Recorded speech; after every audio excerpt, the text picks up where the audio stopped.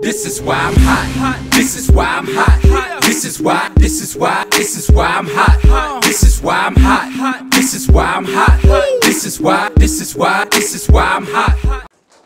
Come on in then, Darth. Wow. Oh my god.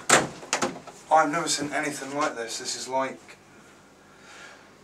it's like the hot sauce heaven. This is just your personal collection. Yeah, my personal collection. I probably need to get some more in here and get some more shelving in, but such as it is at the moment. Oh my god. And this is Blair's 16 million reserve. Yeah, yeah. The pure capsaicin crystal. That's the one, yeah. Numbered and signed. This stuff's like £1,000 on the internet, seriously, per bottle. Is it that much now? Yeah. I suppose this is probably your most, like, your rarest one you've got. I'd say, but yeah, probably up there with a couple of others, but that's numbered and signed by Blair. It was in the Guinness Book of World Records as the hottest ever chili-related product. 16 million Scoville units, and inside there's a tiny little vial of pure capsaicin crystal. Yeah, I can just about see it. Yeah. That's insane. That's interesting. Not a lot of people know, but I took a trip to Japan a couple of years ago. What's this? It's got Japanese writing on it, I know that much.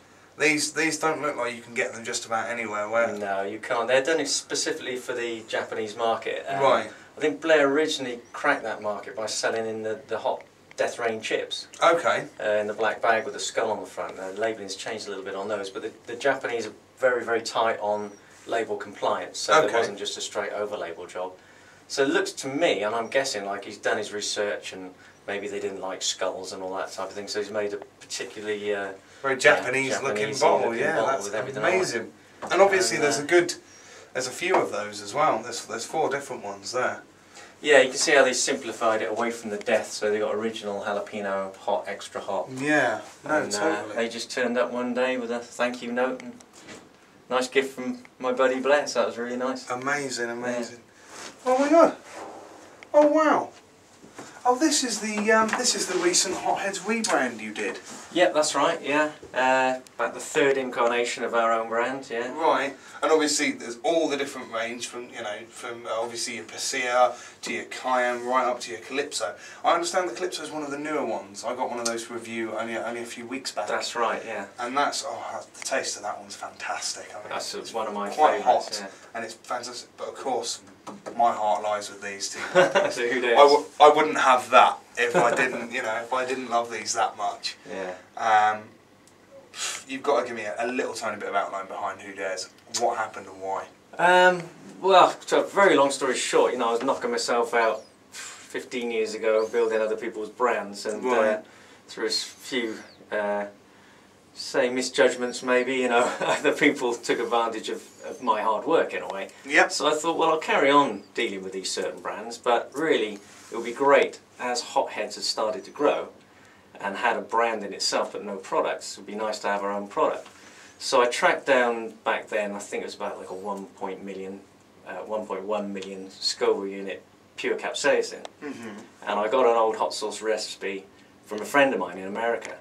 And I just concocted it all at home, put the pure cap in, run a little desktop publishing label at home, slapped it on the bottle and took, it must have been about 50 bottles to the Chili Fiesta back then, and everybody loved it. They couldn't believe the heat in it, Yeah, it's got a lot of heat. And we actually made a few products back then. One was called Ever Seen a Grown Man Cry, which we should bring back again. It's just jogging my memory now. There was another one, 999 actually, which we did end up calling a different sauce. But, I've seen that around here somewhere. Yeah, it's in this whole range of products over there somewhere. Yeah, it's around there somewhere, yeah. But back then it was a much more tomatoey based product, as was Who Dares Burns. But as it got more and more successful, we decided we really needed to get it made commercially. Yeah. So then we've got it made. So that's how obviously Who Dares Burns was born. Yeah. With the old, and what about the logo? I mean, obviously people are going to notice the similarities between that and the obvious. I won't mention it for fear of copyright infringement. But yeah, I mean, obviously, and I guess, and from what I understand, they actually sell the sauce in their shop. Yeah, they do. I mean, I phoned them up because my dad had friends over there, and I phoned them up and said, look, this is what we're thinking of doing. Is it okay with you?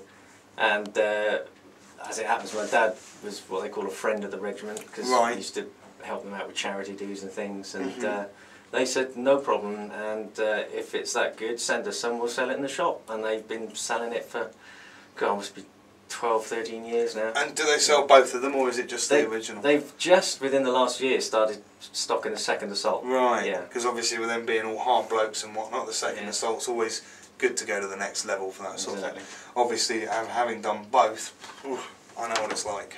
Yeah, well, we're extending the Who Dares Burns range soon with the Naga series, so you'll have a crushed Naga and Really? Naga and Chipotle, killer Naga mustard, Right. but it's going to be thinned down and put in a bottle, so it'll be awesome. We're looking forward to that, definitely.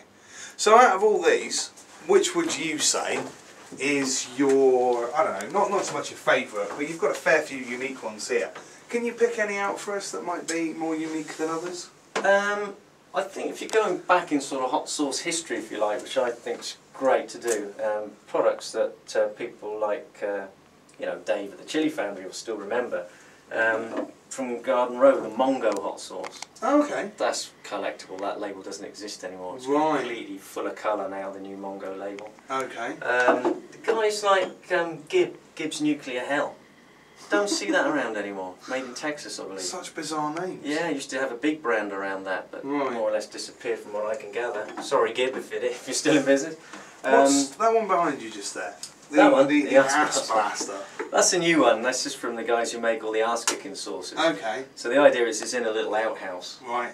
Okay. I Toilet, sense the as it comedy were. value there. Yeah. And there's the sauce, the ass blaster. Have you actually tried this one yourself? Just in, I haven't actually tried it. Oh, right, No, okay, I haven't fair actually enough. tried that. Maybe we could sample it later.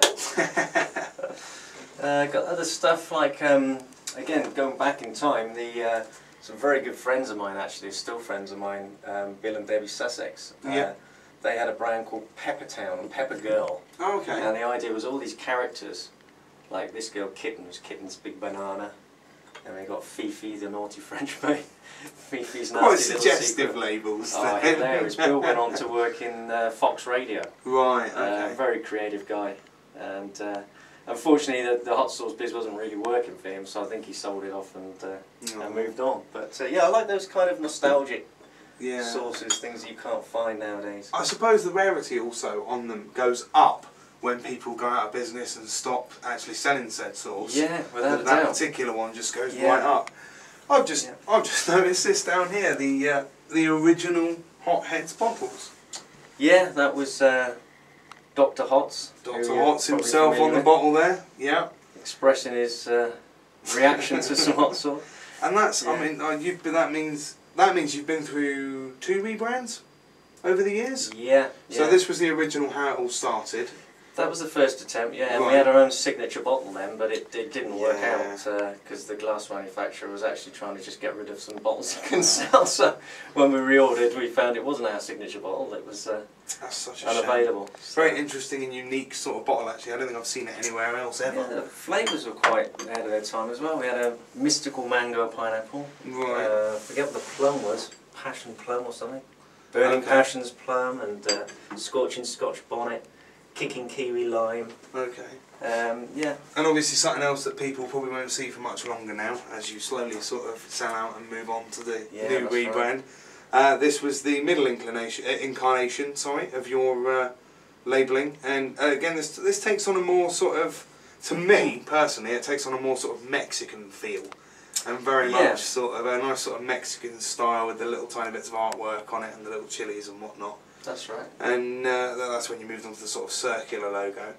And from there, of course, you moved on to that now, which is just a very futuristic sort of look now with the platinum and the names down the sides. I think you've gone from strength to strength, to be honest, with these sort of labels. I think they work really well. I think all that's left to say is thank you very much, Stu. Great, good to It's see been a you. pleasure coming to see you and seeing all your amazing stuff. Thanks for taking the time to come over. Yeah. It's been great. Nice to see you again. And thanks for showing this amazing room. This is Darth Naga for the Chili Foundry, and this is Hot-Headz HQ. And we'll see you again soon. Bye. Bye-bye.